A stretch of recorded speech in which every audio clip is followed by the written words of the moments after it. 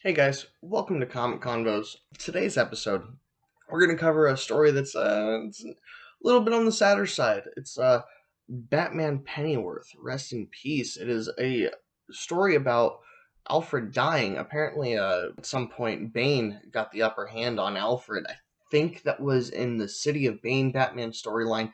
That's part of an older Batman run. I haven't read that one. Um, like I've said in a video before, I try to focus mostly on multiverse, on alternate universes, short stories, stuff like that. So that way we don't really have to worry about what's canon and what's not. Don't worry, Alfred's not really, officially dead. He's gonna be in other comics and stuff, so they didn't kill him off for good. But this story was just, it was more of a, like, they were paying respects. It was, you didn't see how Alfred died, thank God, because I've actually seen that part of that comic, and it's not a fun comic to read. But um, it shows them honoring Alfred and kind of going through what they need to, like, going through memories, going through all their great, times that they've had with Alfred, all the times where Alfred kind of, meant the most to them.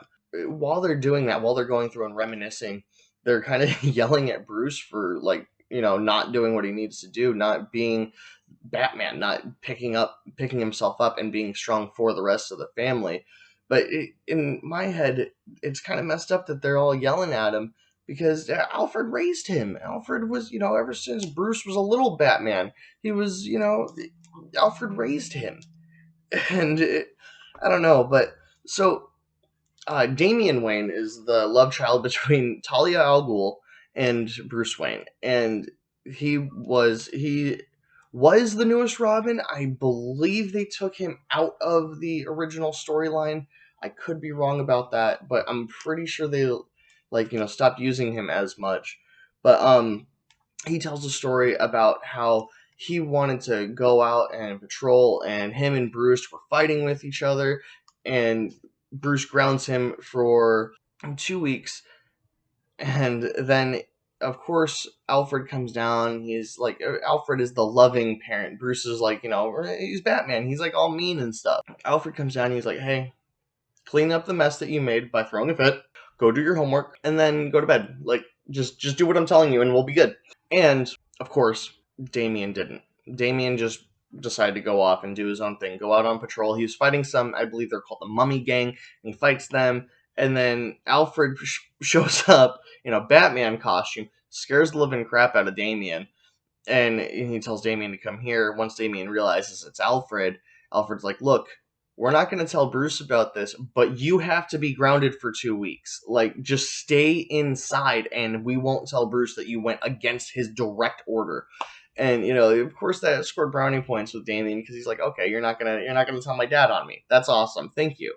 And it kind of, it showed a little bit more of the connection between Damien and Alfred, and then it goes on to tell a story with Jason Todd, which is Red Hood. He was murdered. I don't know if you guys would know the story at all, but Jason Todd was a Robin that got murdered and by the Joker, and Bruce always blamed himself for being too late on it. Jason was brought back by a thing called the Lazarus Pit, which was in possession of Ra's al Ghul. Ra's al Ghul brought Jason Todd back to life, tried to give him back to Batman, and Jason went on. It's a whole long story. There's a whole animation about it, Batman Under the Red Hood. So if you don't know that story, definitely check out that animation. Not all DC animations are for kids. They're, a lot of them are PG-13 and rated R.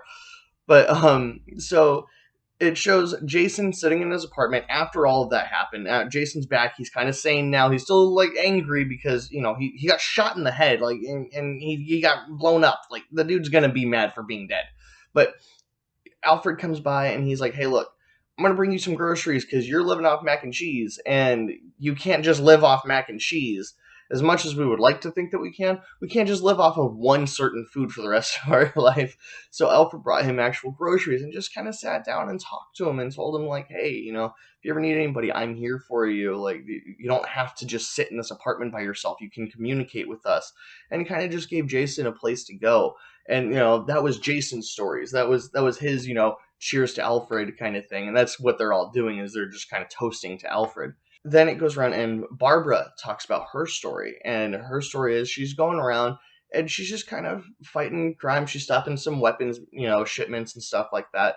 And Alfred is like, hey, after you get done with that, you need to come over to the mansion.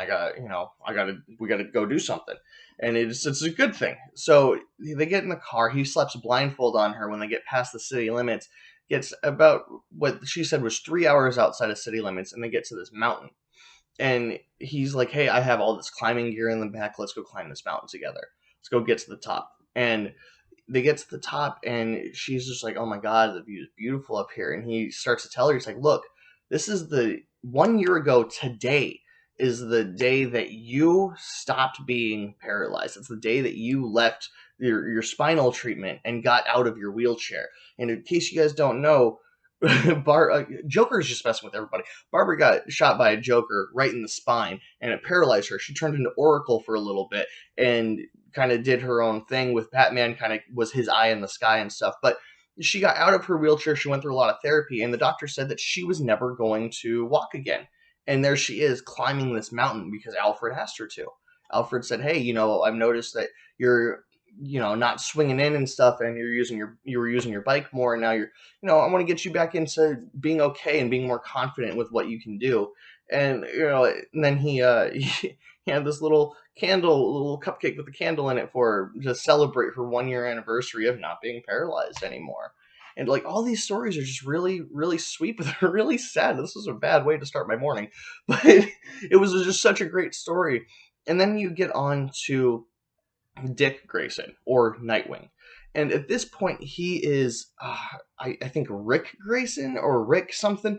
Something happened. He got shot in the head. He lost his memory, so he's not Dick Grayson anymore. So this guy is just, he kind of doesn't know, he knows people, but he doesn't know why he knows people. He, knows that Bruce Wayne is Batman, but he's like, he's off doing his own secret agent thing at this point. And he sits down with Bruce, and he's like, look, I know that I'm not Dick Grayson. I know that in my head, I don't have those memories. I'm a different person right now. And he looks at Bruce, and everybody had left at this point. Everybody kind of walked out because they're all mad at Bruce. And he's the one that sits down, and he's like, hey, look, you need to just tell me what's going on. What's happening with you? Tell me, what Dick Grayson would say right now. And Bruce goes on to tell Dick about this story that Dick told him about. Well, he told Rick about it. It's very confusing. But he goes on to tell the story about how Dick Grayson was Nightwing was following Alfred around. He noticed that Alfred on the same day every year just kind of disappeared for a little bit. And it's not usual for Alfred. And he finds Alfred in Crime Alley where Bruce's parents were murdered. And, placing flowers and stuff. And Dick, asks him, he's like, hey, you want to go grab some chocolate shakes after Alfred leaves? And he talks to him about it, because, it's just Dick Grayson, he's always been the more lighthearted Batman character. He's always been the one that's just more positive in that world. So he goes off, and they go, and they start talking about how Alfred goes to the spot that Bruce's parents were murdered, not on the anniversary of their death, because that's Bruce's day. That's his day to mourn. He doesn't ever want to get in his way. He goes on the day of their marriage because he would rather celebrate their union together and everything that they did for the city.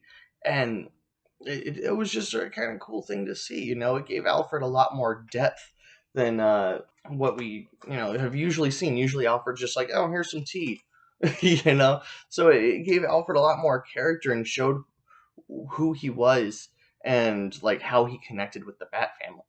And then we moved back, actually, because Dick Grayson's story was the last one. We moved back to Tim Drake's story, and it was just he was out fighting crime and stuff, and he lost some of his equipment because the cops showed up too soon. And what does Alfred do? What any good butler would do? Broke into the police station and stole all of the equipment back and gave it back to him for Christmas. And it's just you don't really see a Bruce story with him reminiscing about Alfred, because Bruce was, all of Bruce Wayne's life is a Alfred story. Alfred has been there for every step of the way, fighting him, trying to get him to move in the right direction, get him to, do what he needs to do, not what he wants to do. And Alfred he's a really good guy in that story, and in all of the stories. He's just always been kind of like the caretaker, the parental figure and stuff. And it was a cool story to read. I would recommend reading it. I did really like this story. I would not recommend reading this if you want to be in a good mood for the rest of the day, because it was a really just kind of sad story. But I mean, I didn't expect it to be lighthearted. It's the death of Alfred. Like I really expected it to just kind of be just, I mean, I'd sad. I expected it to be violent. I honestly thought that was going to be showing me the actual death of him and like everything that happened to get him to die, but it's more of like the after effect, which is actually what those comics are for. I'll do a video on those at some point, but it's the aftermath and stuff, and that's what a lot of the death of stories are. Like the death of Superman, the reason that story got so big is because it was everything that happened afterwards, all of the events that happened after they died. And these stories are it's really cool because you see how everybody reacts, you see how everybody feels and just deals with the passing of a loved one and stuff like that. So it gives your characters a lot of depth. It gives them a lot more, it makes them more than just characters on a piece of paper. You know, it's not just a comic book. These are characters that have real feeling, that these authors and writers and stuff put real emotion into these guys. And it's a cool thing to see, you know. You don't usually, superhero comics are all like, oh yeah, we're fighting the bad guys and saving the day. Or if it's the dark multiverse stuff, like, you know, that one right there. It's like, you know, it ends on a darker side, and but it's more like evil, not sad. You don't really get a lot of sad comics. So it was a really cool story. I definitely suggest, if you're a really good Batman fan, to read something like this. And just it was good, you know. Bruce never really talked much in that one. It was all the rest of the Bat family talking. The only thing that Bruce really said was telling Rick Dick Grayson's story. So, you know, that's that. But I appreciate you guys listening. Sorry that today's story was a bit of a downer, but hopefully you guys enjoyed this video, and I'll see you guys next time.